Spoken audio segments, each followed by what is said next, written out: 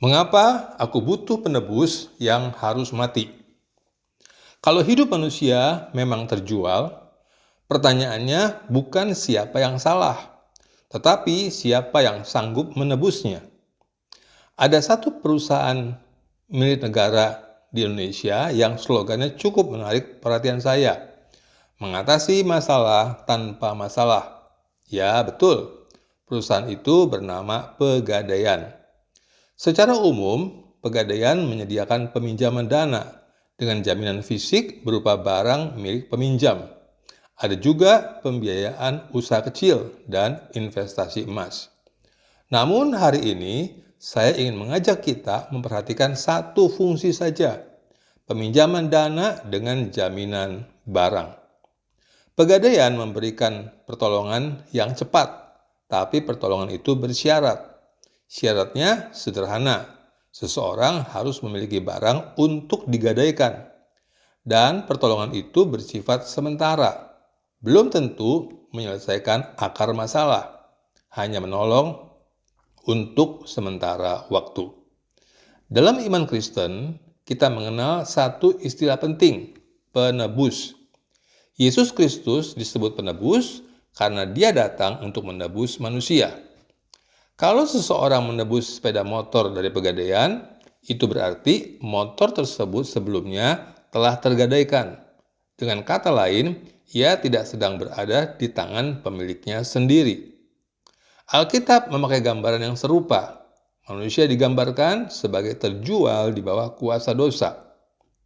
Manusia pertama, tanpa sadar, menggadaikan hidupnya sendiri ketika ia memilih tidak mentaati firman Tuhan dan mendengarkan suara yang lain. Ia mendapatkan dosa, tetapi kehilangan hidup. Dan jika hidup itu ingin dikembalikan, maka hidup itu harus ditebus dengan kehidupan pula. Masalahnya, manusia hanya punya satu kehidupan, dan hidup itu sudah hilang. Dalam dunia, kita masih bisa meminta orang lain untuk menebus barang yang tergadai. Namun dalam perkara rohani, tidak ada manusia yang bisa dimintai pertolongan. Karena semua manusia tanpa kecuali telah berbuat dosa. Maka harus ada seseorang yang masih memiliki hidup yang utuh, tanpa dosa, tanpa cacat. Dan pribadi itu hanya satu, Yesus Kristus. Yesus menebus hidup kita dengan membayar menggunakan hidupnya sendiri. Darahnya tercurah di atas kayu salib. Hidup manusia telah terjual kepada dosa, dan harga dosa adalah kematian. Karena Yesus hidup, ia harus menjadi mati agar penebusan itu terjadi. Bukan karena dia kalah, bukan karena dia lemah, tetapi karena hanya dengan kematian hidup bisa ditebus. Pegadaian dunia menolong sementara, Kristus menebus selamanya. Pegadaian membutuhkan jaminan dari kita. Kristus memberikan jaminan dari dirinya sendiri. Sekali ditebus, sekali dibayar, sekali dibeli.